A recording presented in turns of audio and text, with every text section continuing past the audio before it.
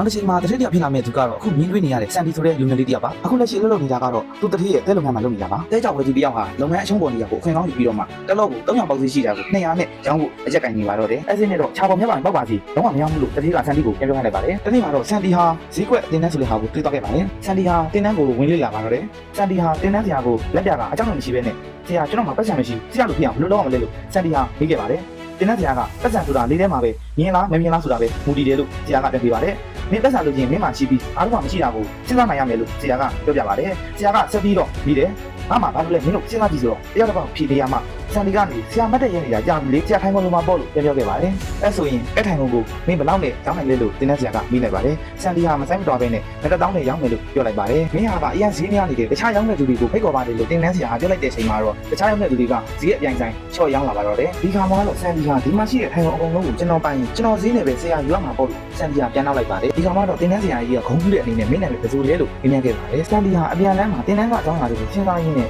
သူ့တတိအတွက်အကြီးအကြောင်းနဲ့သွားပြီးနဲ့စီးပွားရေးအကွက်တစ်ခုကိုမြင်လိုက်ပြီးတော့သူ့တတိကိုပြောပြမှာတော့တယ်တတိဟာယူမိုက်ဆောင်နဲ့ဒီကထွက်သမျှတဲကြောက်ဒီကုန်းလုံးကိုသူတယောက်တည်းနဲ့အကုန်လုံးဝယ်ပြီးတော့လောင်ပါတော့တယ်တစ်ဖက်ကတဲကြောက်ဝယ်တဲ့ကုမ္ပဏီကလူကလည်းဒီပို့ကြည့်တော့ယူနေပြီးသားလို့အထင်သေးစွာနဲ့ထင်မိပါတော့တယ်စန်တီဟာရှိသမျှတဲကြောက်အားလုံးကိုအကုန်လုံးဝယ်ပြီးကမှတဲကြောက်ဝယ်တဲ့သူကို400ပေါက်မှရောင်းနိုင်မယ်လို့ပြောလိုက်ပါတယ်